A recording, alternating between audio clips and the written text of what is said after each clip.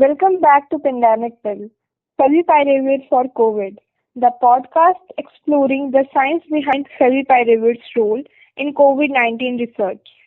I am Kanak, and each episode we dive into a fresh technical aspect with the top experts. Today, we are on episode 6, Crafting Favipiravir dosing strategy for COVID-19. We will unpack how researchers have developed dosing regimens for favipiravir in COVID-19 studies, including loading and maintenance doses also. Joining me is Aseema Mishra, an amazing microbiology researcher. Welcome, Aseema.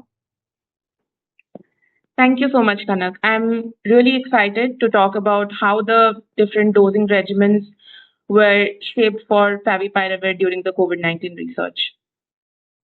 Let's dive in.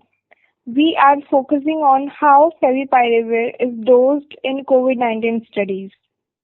Can you give us an overview of the dosing strategies researchers have explored and why they matter so much?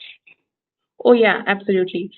So, the dosing regimens for favipiravir during COVID-19 were basically designed to get enough of the drug into the body really quickly and also keep it at effective levels in order to fight the SARS-CoV-2 virus.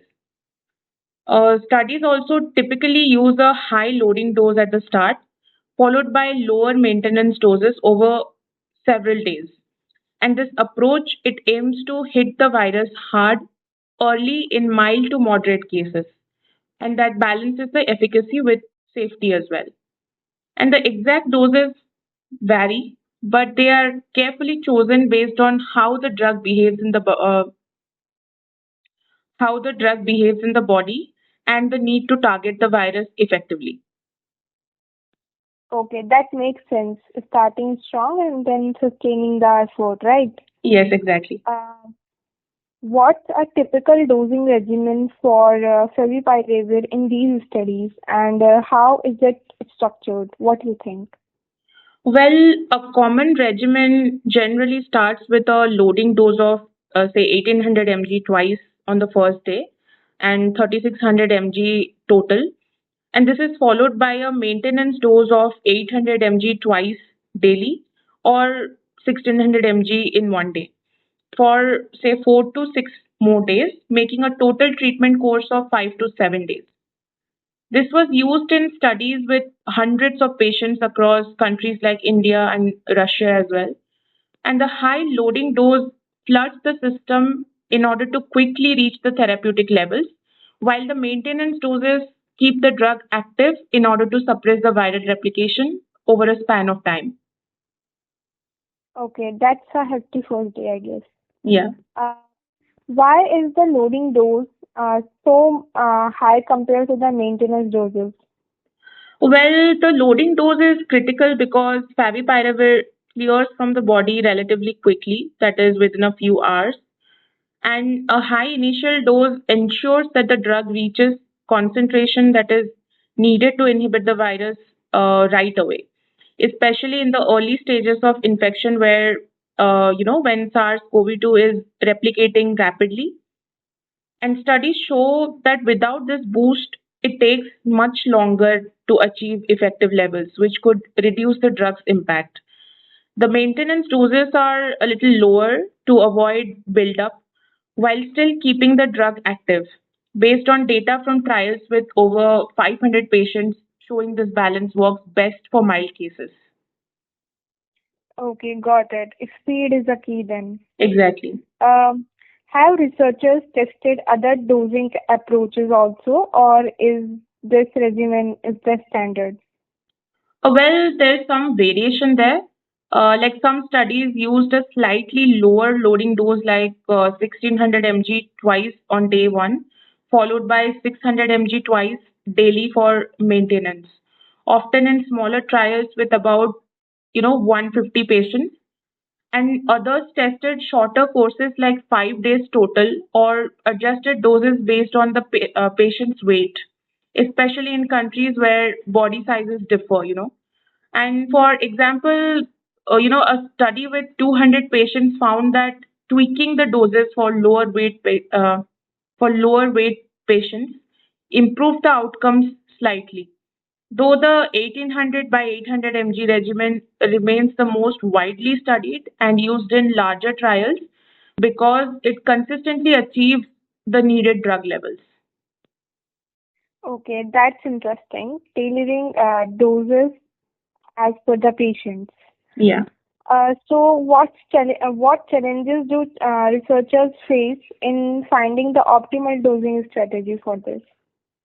One big challenge is patient variability. Factors like age, kidney function, or liver health can affect how much drug is available to fight the virus. For instance, studies with 300 patients showed that those with reduced kidney function had a higher drug level, which could increase side effects like elevated uric acid, which can be, dangerous. And another issue is timing, which is dosing works best earlier in the infection, but if patients start much later, even high doses may not help much, as seen in trials where late treatment showed no benefit at all. And researchers also have to balance dosing with safety since too high doses over long periods can cause issues like stomach upset in some patients. I think those are tough hurdles, right? Yeah. How do these dosing strategies compare to those of other antivirals, like we already talked about Paxlovid or Molnupiravir also in COVID-19 research? Well, Favipiravir dosing is much more intensive compared to this drug.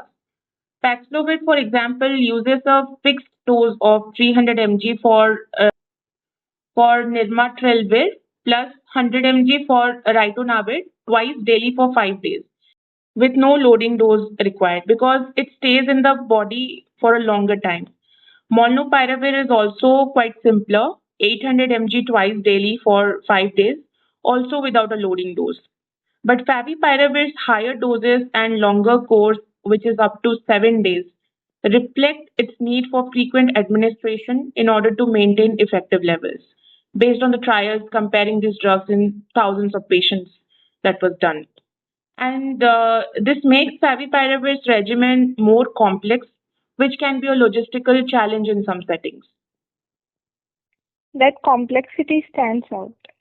And what's the latest thinking on optimizing Favipiravir dosing for future research? What's your take? Yeah, so researchers are exploring ways to make dosing more precise. Some studies with 100 patients suggest that adjusting doses based on individual factors like kidney function or viral load could really improve the results, though this is not the standard yet. There's also interest in shorter regimens, say 4 days, if the early treatment is confirmed to be most effective, and in order to reduce the side effects as well. The focus is on finding the sweet spot where the dose is high enough to target the virus, but practical and safe for diverse patients based on the ongoing trials. That's a promising direction, I guess. Yes. Before we close, what's a one key takeaway about Favipiravir dosing regimens that our listeners should remember? Well, I would say the key is that favipiravir dosing, that is high loading doses followed by maintenance doses. It is designed to hit the SARS-CoV-2 much faster and sustain the fight as well. But its success depends on early use and careful balancing in order to avoid the side effects. It's a really complex strategy that shows how much thought goes into getting the dosing right in antiviral research. That's a great point, Aseema. Thank you for unpacking the Favipiravir dosing strategies with such clarity. Thank you so much. Listeners, join us for episode 7, where we will explore the safety profile of favipiravir in COVID-19 studies. If you are enjoying the pandemic pill favipiravir for COVID, please subscribe, rate, and share. I am Kanak, and we will see you next time.